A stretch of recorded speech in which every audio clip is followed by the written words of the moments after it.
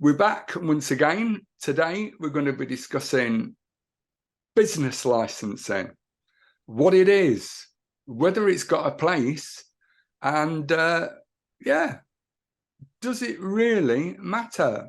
And to put forward the case for the opposition, or essentially no, is Gary, who, yeah, I know, still here, thing. He's here, and it's not his show, by the way, people. Thing. The results of the poll are in, and he lost. Hardly surprising, but there you go. And you will have the case for business licensing being put by me, SIA fanboy Ian Fox, ready to tell you why I think it's a good idea. But first of all, as always, Gary, would you introduce yourself? Good morning, Ian, and thank you for the poll, which never took place, but is your opinion. But we take it as read that it's, you know, that I did win, but we agreed to disagree. So we're keeping this guest false news, people. Yeah, we agreed to keep it guest safety officer because it just sounds better than the Gary and Foxy show or sideshow Foxy. So we keep it as that. Anyway, been a productive week for yourself. I understand you went to the nighttime economy. Yeah, I did. How did that go? Mate, it was really, really interesting. And it gives you a bigger perspective about where we fit in the whole scope of things. And one of the things that I found really interesting and then subsequently reinforced was the fact that everybody talks about safety. Yeah, everybody talks about public safety, reducing public harm, etc., etc. And who do you think is responsible for making that happen? Yeah, Gary. We are. Yeah, exactly. You know, that is where it happens, and I even took to, as a result of that, I spoke and intend to speak with a guy called Randall, who runs the 24-Hour Nation podcast, and it's a different perspective. It's not on the ground stuff at the moment, but the things that they're looking at about changing legislation, looking at different things, really, really useful to know. But where are they based? 24-hour podcast? Are they American or English? Or it's in America, but it's got an international, global feel to it. And they've had a couple of guests on from the UK, Carly Heath. In fact, they're having Dawn Dines on, whom we're having, I think, the day after. Oh, cool. So, you know, we're in good company. We're in good company. Yeah, and we've got some great guests coming on in the future. So what Michael Kill's done with the Nighttime Economy, Nighttime Industry Association has been superb. The other thing that's been of interest as well is another friend of mine has reduced Alistair Turnham, who is also going to come on the show at some point, produce the Nighttime Industry Economic Report, which shows just how much the nighttime economy, the social economy as we now call it, you know, the social economy, contributes over £100 million a year to the businesses, to the government GDP, gross domestic product. So it's amazing when you think about how valuable we are, and yet how badly, you know, the whole sector is treated. And guess who's right at the bottom of that sector? Oh, that'd be you, Gary. The security officer. Yeah. Guest safety officers, there you go. Guest safety officers, that's right. Because right, it doesn't function. There you go. Anyway. Right. Gary, saying it's your responsibility. You were going to tell us about what you've done. Can't miss that bit out, mate. What have I done? Well, to be honest with you, I haven't done anything important this week, Ian. I've just been reviewing, I've been working, I've been doing everything I normally do, keeping things running. I've been consulting, I've been out and about, but I haven't done anything that special this week. So I haven't blown anything up, I haven't shot anything, I haven't done anything weird and wonderful. But you've been on the ground, though, haven't you? You've been working. Always on the ground, always out and about, always reviewing stuff. So yes, I've been out on the ground and I've been working late nights and long days, and as always, being there for the people on the ground. You're just a man with a big heart. Thank you for looking after us. So we're gonna move on now. Everybody knows me. I'm Ian Fox. I turn up on Gary's show from time to time, but today it's the battle of business licensing. Gary's going to kick off and tell us what he thinks about business licensing. It's the ACS and where he thinks things should be. Gary, on to you.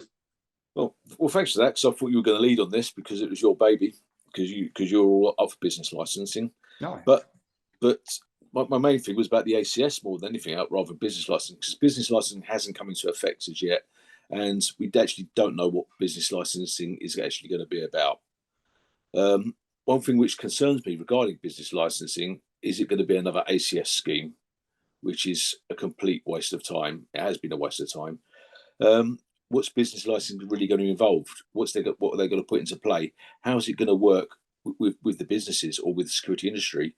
And another thing is, why does there have to be a business licensing?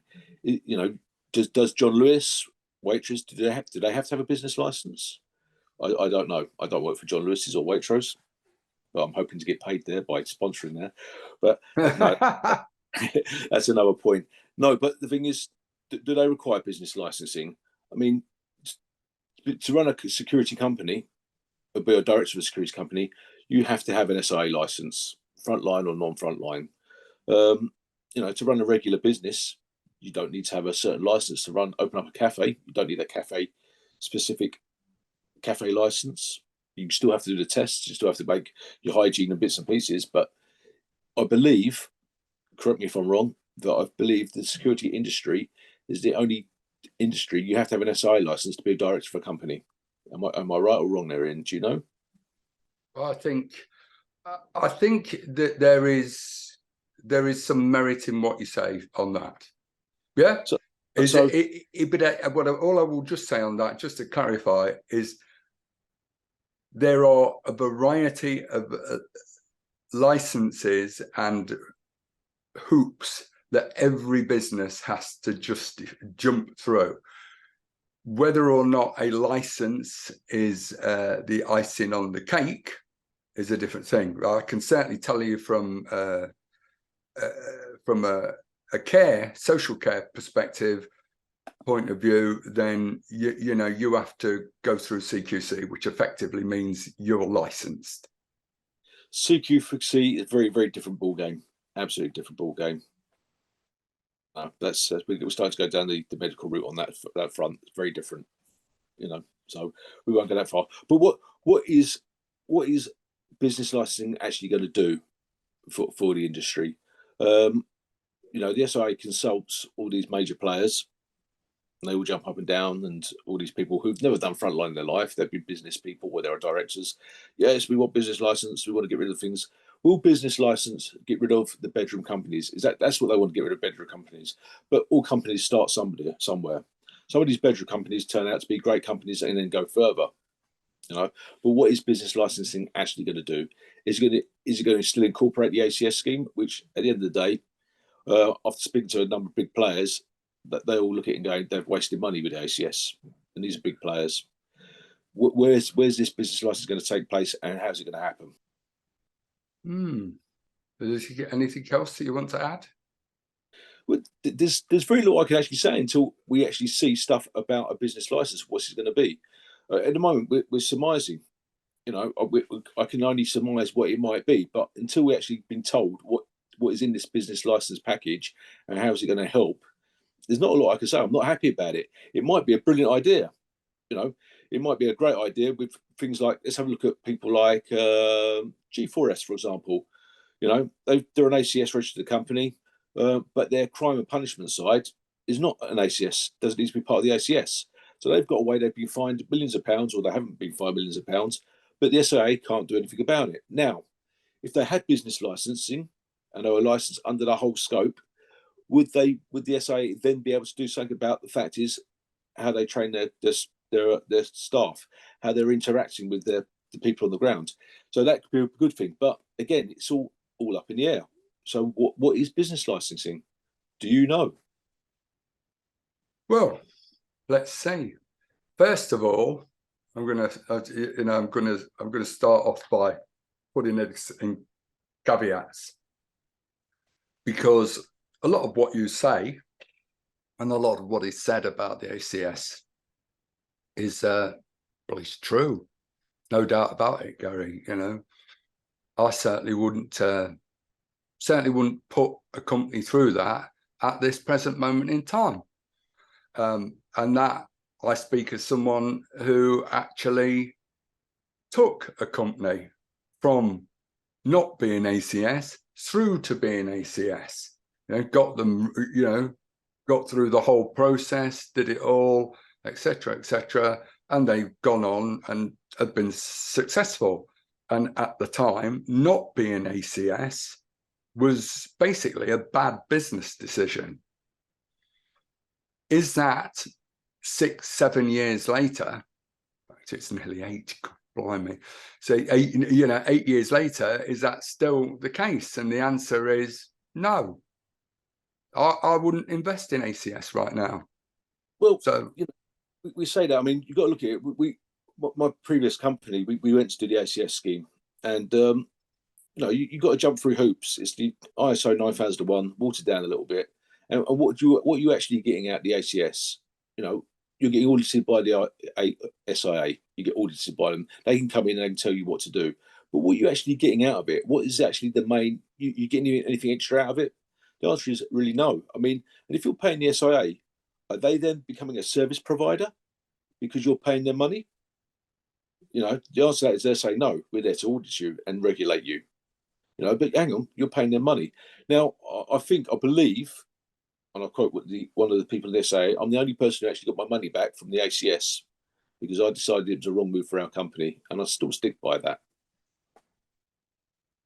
And it can be, and certainly, I don't know when did you try and go through the process? Oh, I'd have to pull dates up for you now. Yeah, probably, I don't know, roughly 2015, 2016. So that was the same time as 2015, 2016. So it's the same time as I took the company that I was managing director of at that particular time through. The benefits, unfortunately, have disappeared. And that's been exacerbated by the situation following the pandemic.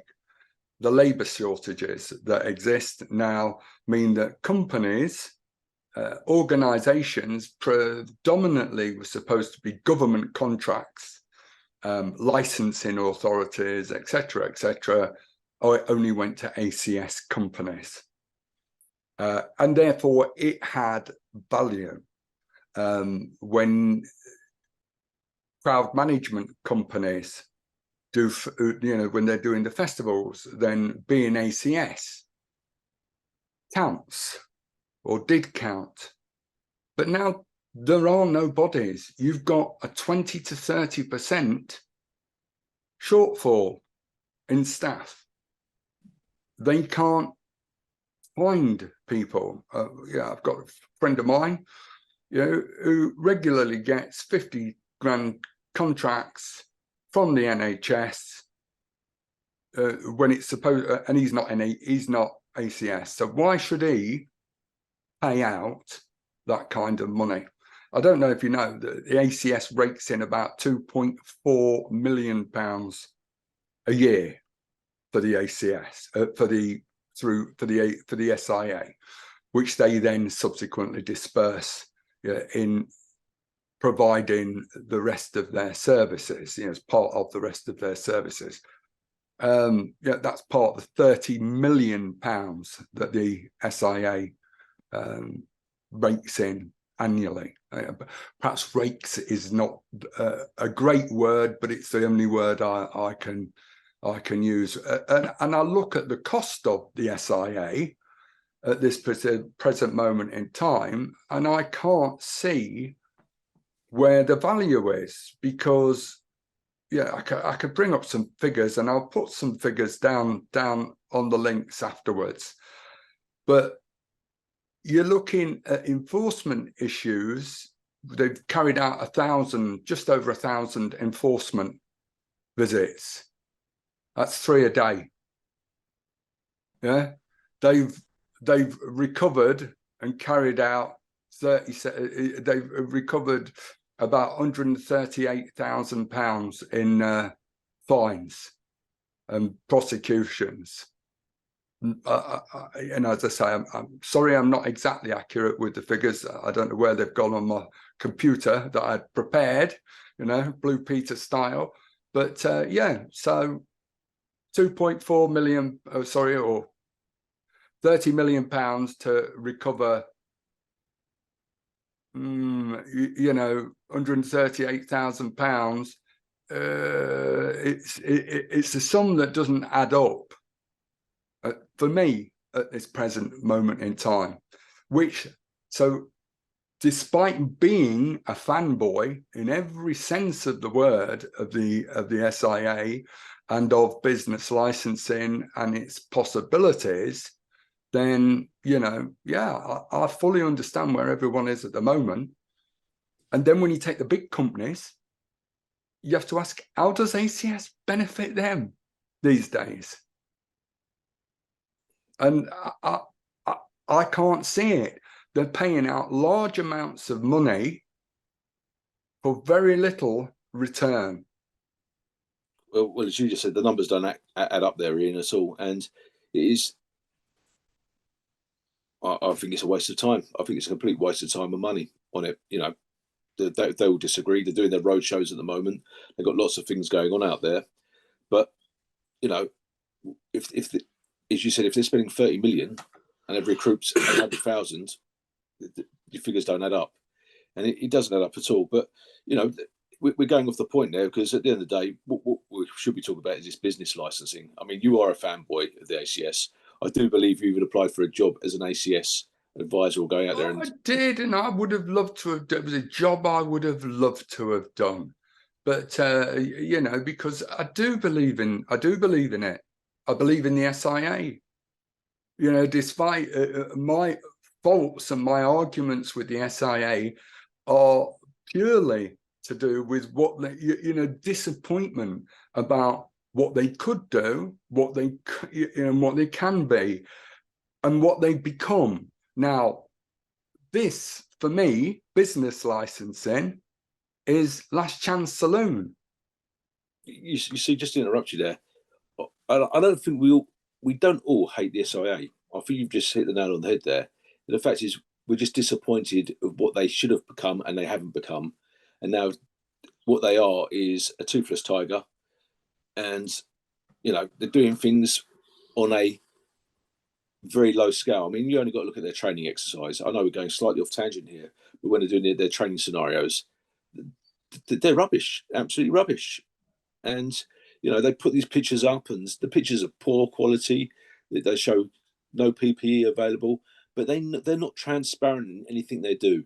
They have these little secret meetings. They've got people hidden away. If they were being more transparent and being more open and saying, yes, this is what we're doing, they'd get far greater support. And they say they're always listening to leaders. They listen, I said this in the last thing, they're listening, but they don't hear.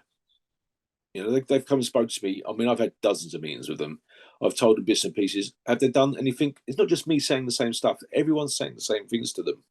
Not just me, not just you. And stuff is still not being done. So what's next? They've got stuff in the pipeline. I hear they've got things in the pipeline i.e. like digital licensing and bits and pieces. You know, we were saying this, I said these things to them years ago, maybe back in 2017, 2016, 2017, I said this to them, you know, and now they're just talking about it. Now, you know, they've got an open website, literally an open website. They can click onto anyone's license, anyone's name, and they can fraud your licenses. That's how easy it is. They've got no internal security for their own security for what they are. But again, I'm digressing. Back to business licensing. Oh, so, no, but this is, you know, this is the point, Gary. This is what ACS and business licensing is all about. And, you know, for me, this is why business licensing can be the game changer. And it really can be the game changer. It can bring in bring the whole community, security community together. But if it isn't done properly, if all we're listening to is, you know, G4S, Mighty, and all the big security officer, you know, CVIT, manned guarding companies, because they've got, you know, they're the ones who are employ and have the most money, then we're not going to get anywhere, because it's not relevant. The two, you know, the social economy and the daytime working 9-to-5 economy are completely different things. And I know you and I have said, oh, you know, we don't see it quite like that. But I think that they've got to be separated if you want business licensing to work. If you want the social economy to work, you've got to start having a different narrative. And this is part of it. See now you've brought that up, and you've placed it in two things. As a security point of view, on security officers, they're the same jobs. But now you've separated them in two things, into, i.e., you know, you've told your Mighties, your G4Ss, your man guarding, and your social economy. Yes, they are completely two different monsters now. Absolutely two different things. And again, if this business licensing doesn't work out correctly, your big companies, are they going to walk into the social economy side? Well, maybe, you know, are they going to do that side? Because it won't work. You know, it just doesn't work. Well, it doesn't, as was proven by the Olympics. It didn't work at all. You know, the big companies, and I remember watching the, because I'm sad, watching the select committee, the Home Affairs Select Committee, and watching, you know, G4S get hauled over the coals, and rightly so.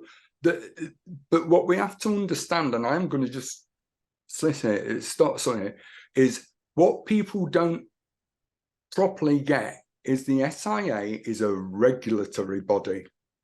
It is a regulator. It is not a security officer or an SIA licensed individual's employer.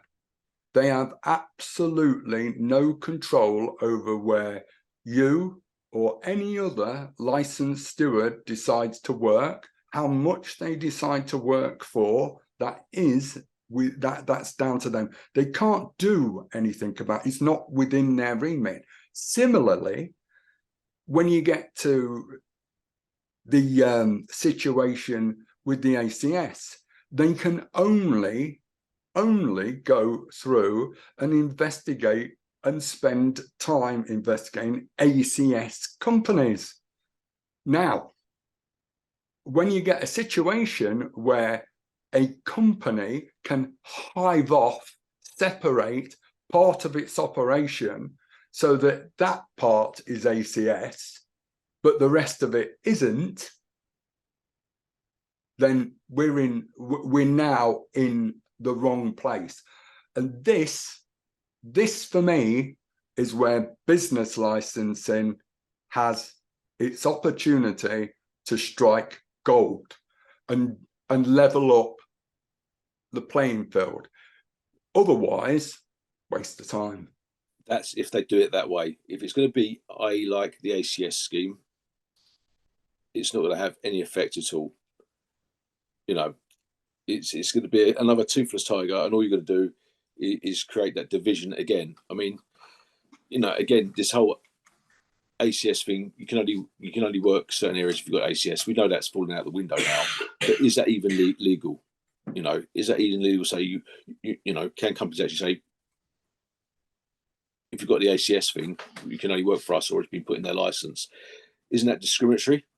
Well, I would say it's entirely up to me who I employ as an individual. It's entirely up to me who I take on as a company, who I reply. It's got that is my choice. That is your choice. As an employer, as a business, I can say I want an ACS company, or I don't. And if I have an ACS company, is that going to impact positively on my insurance? Yeah, it probably is. So guess what? I'm going to employ an ACS company. But why should it impact positively on insurance? And also, you say, I've actually seen it written into certain venues' licenses, they must employ an ACS company. Yeah. Is that legal? Can they actually do that? If it's part of the licensing, yeah, in terms of, yes, it is. If it's part of the licensing conditions, I would like to see it written into the licensing conditions for every single venue that your staff that are working there, especially as guest safety officers, have to wear body-worn cameras. Listen, I'm a big thing for body-worn cameras, but we're talking about the ACS. But the ACS is a paper trail system which doesn't put people out on the ground. It doesn't upskill training. It doesn't keep things regular going. It's a paper trail to say all our paperwork is in date and we're doing it correctly. Anyone could do it. And at the end of the day, well, how's that going to improve your insurance? At the end of the day, you can have, I know loads of companies, ACS, great, but they don't train people correctly. They've got great paperwork. That means absolutely nothing when you're employing rubbish on the ground. And we've just said there's a shortage between 20 and 30% on the ground. And I see it every week. You can go out and look what's out on the ground. I mean, I even had one of my clients speak to me about, we've got this guy, he's going to do this, he's going to do that. I went, crack on, go with him. Just please go with him. Come back to me when it's all going wrong, but go with who you want to go with. Be cheap, do what you want to do. But please don't come crying to me when it goes wrong. And I agree. But what is it, ACS? What is it really going to do? And again, we're going back onto the ACS side, but what is business licensing going to do?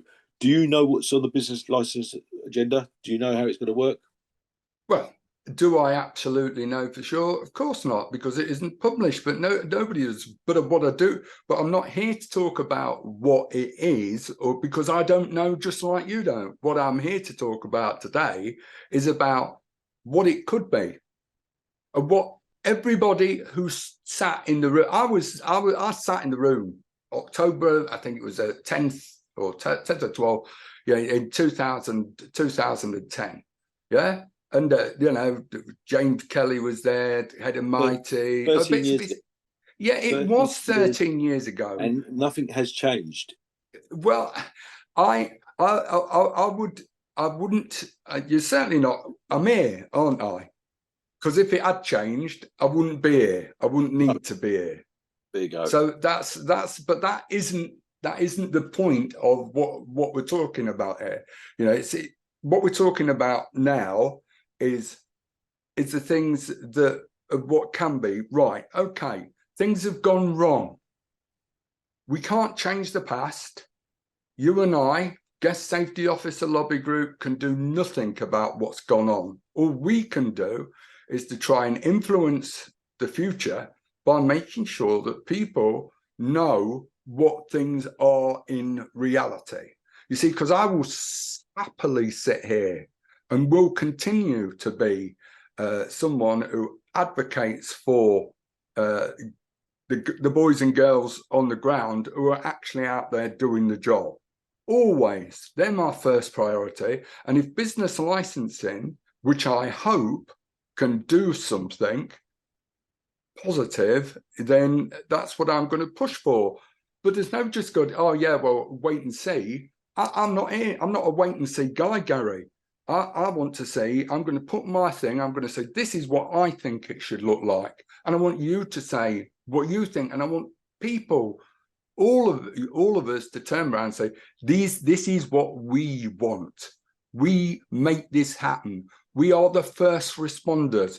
We are the people on the ground. We are the people who, when something goes wrong, be it an active shooter, counter-terrorist attack, somebody gets drunk in the street, etc., who is going to be there? Because it certainly ain't going to be the old Bill, the NHS, the fire service, because by the time you've phoned up them, they've checked out, done all the best, you could have been dead for 10 minutes. Yeah, that's providing. So the first responders, which is what we are, and what guest safety officers are, they're the people whose voices need to be heard. And that's what I'm interested in pushing forward. So I can sit here and moan. By God, I'm good at it. You are. I'm brilliant. If moaning was a thing, but what we also have got to run is a positive message. What is our aspiration for business licensing, Gary? What do we want? Because I can sit and go, yeah, well, mate, I'll say and have a look, see what that goes, and then I'll sit here and type a few more messages, and anyone can do that. That's not what we're about, is it? No, it's not. But what we do need to, what we do know, there's been meetings about business licensing. We know that for a fact. Yeah, There's I know. been meetings. There's been meetings. They haven't been made public. Yeah, don't get me wrong. There is an awful lot happening in terms of, I think transparency is vital. And I would agree with one of your earlier statements right at the beginning, is that the SIA don't tell us what's going on. They have secret meetings, or it appears to be secret meetings, but it's only secret because we aren't invited. But as you know, I did get to speak to Ronnie the other day with the SIA. Yeah, the legendary Ronnie. What's Ronnie's last name? Ronnie McGeechan. I got to speak to him, and you have to understand the realities of the situation, and this is the difficulty everybody gets into. We here on the ground, we deal with the immediate, in the moment. That is what we're about. That's why we're first responders. For us, there is no time to, yes, well, Gary, should we maybe move them into the prone position or turn them over, or do you think we ought to? We can't have a discussion. We've got to make a decision. That's so right.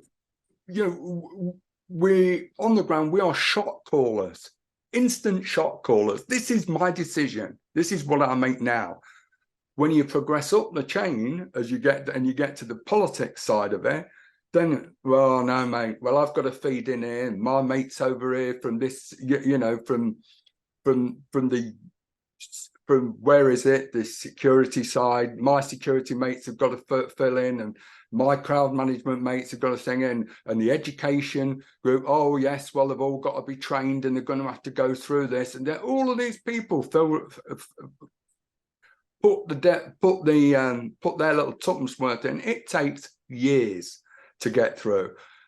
We're now in a position, thanks to the Manchester Arena, what a thing to have to say, but thanks to the Manchester Arena incident, we are now in a situation where business licensing, MR8, that's monitored recommendation 8 from the Saunders report, is actually going to get looked at seriously. And it's just a great shame that all the work that had been done before, from the time 2010 onwards, when we were looking at business licensing then, hadn't actually been implemented, because who knows what may or may not have happened. But we've got to put, what I'm trying to say, Gary, is we've got to put a positive message on what we want to see from Guest Safety Officer Lobby Group. What do we want? What do we want? Well, that's a good question. What do we want? you know. And to be honest with you, I don't know. I don't know what we want for business licensing. Before I can actually say what, as a company or as a consultant, what do we want out there? I'd like to see the agenda for it. I'd like to see what their ideas behind it. I mean, at the end of the day, they've already made their ideas and plans, you know, and it's got to be signed off by somebody. I'm sure that's the case as per normal. I mean, they've done that with the CP course. You know, people walked out of that, the training for that, or walked out of the working groups for that, and it still went through. So, Yeah. you know, at the end of the day, we are a lobby group, and we can try and get things changed. But it'd be nice to know, it's going to be what the agenda is. You know, I like the idea when you talk about business licensing, people like big companies who are going around the sides or cutting corners, you know, will then be investigated. You know, and they should be investigated. We've only got a little situation I placed on LinkedIn this morning. You know, we know that's an in-house team. You know, they need to be investigated. You know, would they qualify business licensing because they've got security there? Again, you know, people, you know, big department stores again who have their own in-house security, will they be covered under the business licensing? Is it only going to affect SIA companies? Well, You know, and that's it's the thing. And for it to work, it has to be across the board, and then it has to be the right price. You know, it can't be a ridiculous amount of money. You know, because we're not there to fund the SIA. The SIA make a lot more money. You know, so are they going to overcharge for it to try and weed out the smaller companies? And the big companies go, oh, look, we've got business licensing, we've got ACS, we're now the bee's knees. Well, no, you're still not the bee's knees. You just got the paperwork in play. You know, you can have many flipping, you know, things on your name, ISO 9001, ISO, blah, blah, blah, blah, ACS. You can have all these things in your play. It doesn't make you the better company. You're paying money out for these individual qualifications. Doesn't mean you're still a good company, you know, but it looks good on paper. It's like having letters under your name. Some of them are complete BS, you know, but they're there. But sorry. If it's not going to cover, if it's going to be reasonable, it's going to cover every aspect, and then you're not going to be persecuted by the SIA, by the regulated body, it's a great thing. But if it's not going to be reasonable, if it's not going to cover all the in-house situations, you know, and you're going to be persecuted for what you're going to do, then it's not going to be fit for purpose, because all it's doing is going to get rid of people, good people working out hard with good companies who are trying their best to do stuff. Yeah, and I would just like to come back on that. You're not wrong, you know, and that's the thing. It depends, but we've got to turn around and say, what does it look like? Well, my vision of the SIA, you know, and business licensing is that it encompasses every single company. If you employ or have an active security presence in your company, whether you're Morrison's, you know, supermarkets, whatever, supermarkets, security companies, if you have a security presence dedicated, or you've got a security officer, then every single one of them needs to be licensed, index. Every single one of them needs to be Every single one of them needs to have been trained. The training needs to be improved. That is a different subject for today, but everyone needs to go through a standard training package that encompasses their particular field. Now, I've already said, I believe it should be split into two sections. Yeah? So we've got the man guardian side for whatever it is, and we've got the social economy side. Yeah. That is where we go, and it's got to be applied across the board. It can't not be. The detail of that, yeah, is something that we need to work on, Gary. Yeah, we've got to tell people and articulate the case of why this is good, not only for public safety, but for the economy, for the businesses that we work with, for, and through. That's what that for me is what business licenses do. And if it doesn't, then we've got to do everything that we can to change it. You know, we own the night, Gary. We do. and there you go. So if you look at our whole conversation, you know, we're agreeing to disagree on something we agree with. Well, no, so no, but I suppose because I take it as I say, I am a fanboy. I do think it can, and I want this to work. I want this to work the way it should have worked in the first place, the way the government let it go. It's been appalling. You know, I mean, you imagine if you think about it from just from a moment from the SI perspective, and they're just a punch bag. All they are, they're just, you know, just as we talk about people being thrown under the bus, you know, etc., etc. Well, they are as well, to a large extent.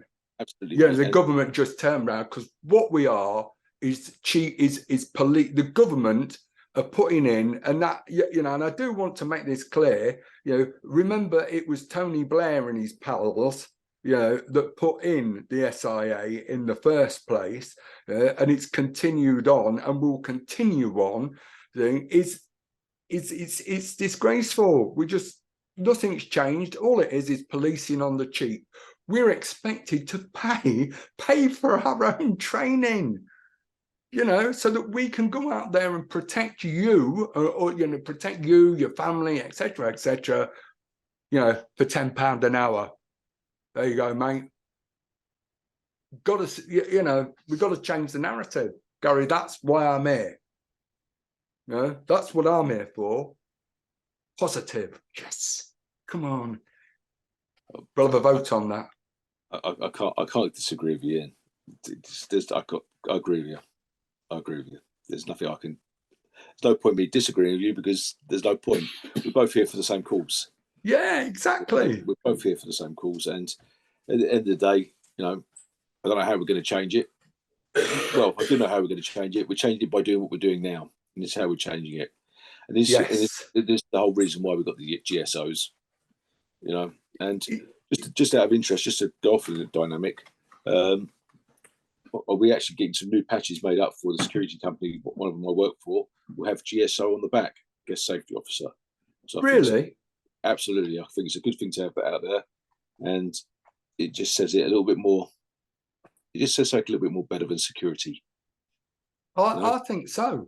There's a reason that the crowd management companies call their people stewards.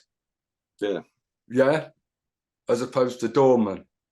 And don't get me wrong, crowd management companies, which is going to make me really popular, you know, they're security companies. That's Absolutely. What they are. Absolutely. You know? Absolutely, mate. It's a thing there is just an interesting piece I read in the SIA minutes, the minutes of the last SIA meeting.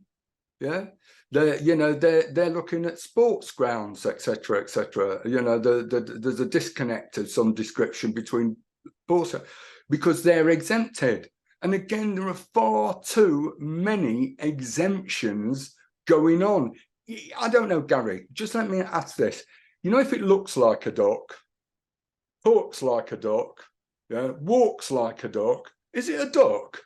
It's a duck, but we're talking about sports grounds. I mean, there's I've got it somewhere. We have to do it for another program, Ian, because it's literally the SIA made an agreement with football associations. Yeah. I've literally got it written down somewhere. I can't bring it up to show you at the moment, but I've actually got it written down, the actual paragraph, the agreement, where it literally states that stewards can search and bits and pieces. It's a different, I think the word they use, it's a different anomaly. Can't even say the word anomaly. Anomaly. That's the word we're looking for. It's a completely different thing. But we should look at that on another day. You know? Yeah. But yeah. Same. But I just think as I say, I think it's the key thing is having the discussion, Gary. And it's up to us. And this was one of the things that I got from going to the NTIA meeting. It's up to us as companies to explain to government officials, councils, licensing authorities, what it is that we want and what it is that we contribute. And if we can't do that, then we need to use our collective power. And there isn't anybody anywhere in this country who is in power who doesn't go out at night. That's right. Or occupy the social environment. So, I'm not saying it's like J. Ed Karuva and the FBI or anything like that, because nobody would want that kind of intrusive surveillance on their thing. But we know everything and everything that happens. We do. I think you've summed up nicely, Ariel, really, at the end of the day. If we're going to look back into it, we need to find out what is going on. We need to lobby. And I think, it'd be nice if we could get Roddy on to have a discussion about this. Well, maybe another time. But, at the end of the day, can business license work? We don't know. At the end of the day. We've got to make it work for us. We've got to make it work for us. Is it going to work? Who knows? But until we find out the right information and we can then proceed and do our bit on it, there's not a lot we can do about it. Our idea, your idea, my idea, they're all very similar, but we don't know until that day comes. Well, I think that's. There's nobody's going to disagree with you there. But the important thing is if we're not feeding in. There was a great quote that I heard on one of the podcasts that I've listened to recently. That said, if you're not at the table, you're on the menu. Yeah. Very true. So let's be at the table. Yeah. Well, and that's what this is all about. It's about us being on the table, and let's make sure that we're on the table and we're being heard for everyone out there. Yeah. Okay, mate. Well, what can I say, Gary? Any final thoughts? Any final thoughts this week? Oh, you've got me there, Ian. Any final thoughts? We're in limbo this week. We're just in limbo until we find out what we need to do. I'm going to say no, but I will be saying I'm looking forward to having our other guests or our new guests coming on next week, the week after. Yeah. I know we're going to be looking at spiking with Dawn, which is I think it's very, very important to take a look at that. I'm very, very interested. I do believe you spoke to the American Nightmare, not Nightmare, but Night Czar/Mayor. Yeah, I did. Yeah. So I know you're talking about getting that person on. I'm hoping so, mate. I'm looking forward to getting that on. And I believe she's a hot topic. Is she not? Am I right there? Or what? So you're going to have to sort Vanessa out, because I can hear her. Anyway, 3, 2, 1. Yeah, so that's all I've really got to say. I'm not going to cut that. That's staying in. It's not staying in there. Anyway, that's all my final thoughts. All right. Okay. The thing. No, I get you, Gary. It's a difficult situation, and you're right. We agree on so much, and I never disagreed. That was what I always found quite amusing, is that I totally understand where you and so many others out there are coming from. But it's like everything. It's going to happen. It's like going to school. So it's going to happen. You may as well, if it's going to happen, then we may as well make the most of the situation and try and be as positive about the situation as we can. And the positive message is obviously being involved. Talking to Ronnie, talking to Michelle Russell, talking to Paul Forward, speaking to other influencers, getting our point across. And our point is always public safety. That is it. Absolutely, mate. Public safety. That's what we're there for. And, I think they forget that. They talk about it, but I think they actually forget it. But they get what do you call it? Sorry, because you're right. What that bit there, you're absolutely right. they wind up getting caught in the minutiae. They get caught in their little silo. When you talk about things, they talk about it, ah, yes, but that's a crime, or this isn't a crime, or such and such a thing. Not, this is a public safety issue, and this means that if we don't do something about it, people may die. And that odd, cruel, there'll be another Manchester, there'll be another nightclub closed, etc., due to an incident, because public safety isn't actually number one. It's criminal activity that we can catch and prosecute in court. But right. hey, yeah. All right, mate. Well, all the way from me. I'll tell you what, Ian, it's been a pleasure to have that discussion today, as always. Yeah. It was actually. It's difficult. It's a difficult conversation because we don't always get on, do we, Gary? Not we at don't all. always agree. Not at all. Don't worry, people. Don't worry. Revolution. Give me time. Revolution. Revolution. Anyway, I'll see you later, mate. Before you go from this person, I'll see you at the RV. At the RV. Oh, well, that's I don't even know where that is, mate. I've not got a clue what he's on about now, have you, people? If you do understand what Gary's on about, please, add a comment on at the end. Yeah. Don't forget to say I'm the best looking one. All right, bye-bye. Ta-da, mate.